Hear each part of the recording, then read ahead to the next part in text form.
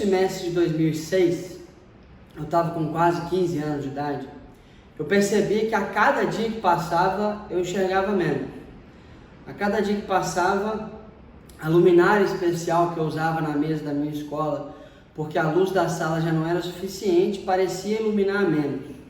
Cada dia que passava, a lupa especial que eu usava para conseguir enxergar meus livros, aumentava menos as coisas. E a cada dia que passava, as canetas especiais que eu usava para conseguir enxergar o que eu escrevia, já pareciam não funcionar. Até que um dia, eu estava numa aula de português, fazendo um exercício de ortografia, um amigo meu virou para mim e falou o seguinte: Felipe, você acabou de escrever 3 vezes na mesma linha. Eu olhei para o meu caderno e não enxergava. Eu poderia ou não ter feito aquilo, mas eu não enxergava o que eu tinha escrito no meu caderno. E foi nesse momento que, apesar de toda a força que eu fazia para negar o que estava acontecendo comigo, foi nesse momento que eu tive que virar para mim e falar: Felipe, para de se enganar, porque você está cego, não tem mais. O reconhecimento da cegueira veio nesse momento, mas a aceitação não. Foi muito difícil para mim entender, aceitar e superar o fato de ter ficado cego. Eu entrei num momento de quase depressão, muito difícil. Fiquei muito indignado mesmo. E entrei num ciclo de pensamentos negativos que hoje eu chamo de o mundo do e se. E eu vivia mais ou menos assim: e se eu não fosse cego, como é que seria a minha vida? E se eu não fosse gordo? Porque nessa época eu já pesava 140 quilos aos 15 anos de idade. E se eu não fosse eu? Eu odiava viver a vida que eu vivia. Eu queria viver qualquer vida que tivesse, desde que não fosse aquela minha. Mas como vocês já devem ter percebido, essa aí é a única vida que a gente tem para viver. E é com ela que nós vamos ter que fazer algo de bom. Certo dia, o meu pai, ainda em 2006, ele me viu chorando na sala de casa. Aí ele sentou do meu lado, botou a mão na minha perna e falou o seguinte: Felipe, lembra que você tem uma escolha. Falou isso e foi embora, não esperou para ver minha reação. E eu simplesmente não entendi o que meu pai quis dizer. Porque para mim não tinha escolha, não tinha opção. Eu só estava ficando cego. O que eu tinha que escolher ali? Mas isso foi tão marcante para mim que isso ficou na minha cabeça. E com o tempo eu percebi que sim, eu tinha uma escolha, meu pai estava certo. Não era a escolha da circunstância que estava me acontecendo, ou da situação que eu vivia, mas sim a escolha da atitude que eu teria diante daquela situação. Ou seja, apesar de ter ficado cego, e independente de ter ficado cego, quase todas as coisas mais importantes da vida ainda me eram possíveis, como trabalhar, amar, ser amado, estudar e etc. E era nessas coisas que eu tinha que focar. E foi com essa percepção que logo eu percebi e decidi que eu precisava me tornar uma pessoa mais independente, mais autônoma. E logo percebi que a minha independência viria, aliás, só viria se fosse através da minha própria educação. E foi por isso que no dia 9 de março de 2009, eu fui para a UFOP, a Universidade Federal de Ouro Preto, em Minas Gerais, a 600 quilômetros de Linhares, que é a minha cidade natal. E fui estudar engenharia de produção. E lá eu participei de várias coisas incríveis, adorei o curso que eu fazia. Encontrei minha segunda família, que foi a minha república, onde eu morava com mais 12 pessoas. E participei do que talvez tenha sido a melhor experiência da minha vida, que foi o Movimento Empresa Júnior. Para quem não sabe, o Movimento Empresa Júnior são empresas formadas por estudantes universitários que têm o objetivo de colocar em prática aquilo que a gente aprende em sala de aula, através de projetos de consultoria. E foi lá, na minha empresa júnior, que eu aprendi que eu realmente era capaz. Eu era capaz de fazer projetos, de liderar pessoas e de ser uma pessoa muito mais competente. Gostei tanto do movimento que eu fiquei 5 anos e meio nele e acabei liderando o movimento nacionalmente.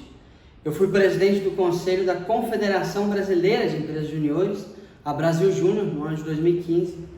E junto com outros 5 diretores que a gente tinha na Brasil Júnior, a gente liderava o movimento Empresa Júnior, que tinha na época mais de 10 mil pessoas espalhadas em mais de 300 empresas juniores em 18 estados do Brasil. E a gente lidava com gente de todo tipo, do Rio Grande do Norte ao Rio Grande do Sul, com origens completamente diferentes, com rendas completamente diferentes, mas todos e todas trabalhando muito fortemente para um mesmo objetivo e alinhados nesse mesmo objetivo, que na época era um Brasil mais empreendedor. E foi essa experiência na Brasil Júnior que me ensinou, pessoal, que nada é tão poderoso quanto um grupo de pessoas organizadas ao redor de um mesmo sonho. E essa percepção ficou comigo até hoje. Logo depois de ter formado e de ter terminado minha trajetória no Movimento Empresário Júnior, eu voltei para Linhares, minha cidade natal, e não fui trabalhar com engenharia de produção. Fui trabalhar com coaching e desenvolvimento humano. Ou seja, eu ia melhorar e ajudar a melhorar as decisões e as atitudes que as pessoas e as empresas tinham. Eu adorava fazer isso, adorava o meu trabalho. Eu percebi que realmente, a cada sessão, a cada dia de trabalho, as pessoas que trabalhavam comigo tomavam melhores decisões e a vida delas acabava sendo melhor por conta disso. Mas logo eu percebi com esse trabalho que adiantava muito pouco eu mudar as decisões que as pessoas tinham, que as pessoas tomavam, se elas não tivessem a oportunidade de colocar essa decisão em prática. Ou seja, não adiantava nada a pessoa ser super dedicada e ter uma decisão excelente se ela não tivesse uma oportunidade real para colocar essa decisão em prática e ter uma vida melhor. Foi por isso que eu percebi que se eu realmente quisesse mudar a vida das pessoas, eu precisava não mudar as decisões que elas tomavam, mas sim a qualidade e a quantidade das oportunidades que elas tinham. E foi aí que eu percebi que eu ia ter que me tornar um político.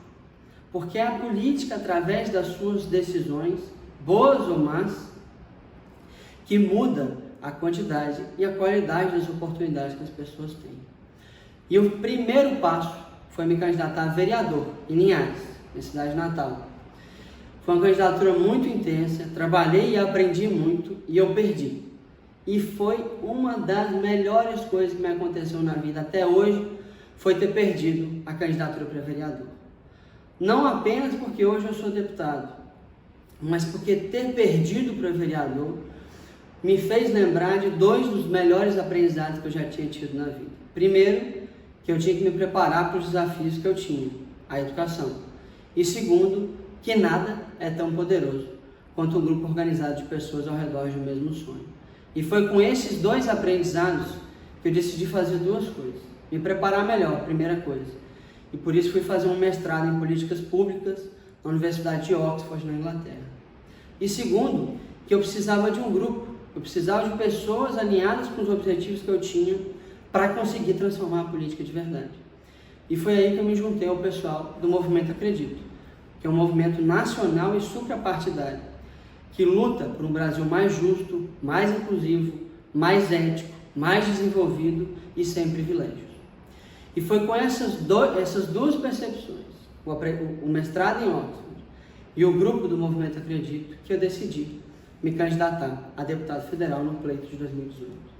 E foi uma candidatura ainda mais intensa. Depois de muita conversa com as pessoas, de ter trabalhado pra caramba, de ter tido 3 visitas ao hospital por conta de cansaço durante a campanha, eu fui eleito deputado federal, o segundo mais votado do meu estado, e me tornei o primeiro cego da história do Brasil a se tornar deputado federal. Então aí, há quase 2 anos, trabalhando bastante para reformar o nosso país e conseguir tornar ele um país mais eficiente, mais próspero e mais justo para as pessoas. E a minha trajetória, pessoal, ela só ilustra, talvez, o grande aprendizado que eu tenha tido na minha vida.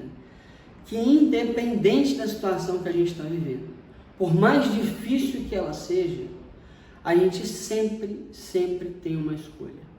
A escolha da atitude que a gente terá diante dessa situação, diante dessa circunstância que a gente vive. O meu pai estava certo quando ele botou a mão na minha perna e disse para eu lembrar que eu tinha uma escolha. Porque a gente sempre tem a escolha da nossa atitude. 9 anos depois desse momento que eu tive com meu pai, eu li um livro lindo que traduz exatamente o que meu pai disse para mim. O livro se chama Em Busca de Sentido, do autor Viktor Frankl, que é um dos sobreviventes de Auschwitz, os campos de concentração nazistas. Nesse livro ele diz a frase que traduz esse grande aprendizado que eu tive na vida. Ele diz o seguinte: o ser humano deve estar consciente de que deve viver uma vida plena de sentido e dar respostas transcendentes a cada situação. Pode ser despojado de tudo, menos da liberdade de escolher que atitude tomar diante das circunstâncias. E pode dizer sim à vida, independente de tudo. Muito obrigado.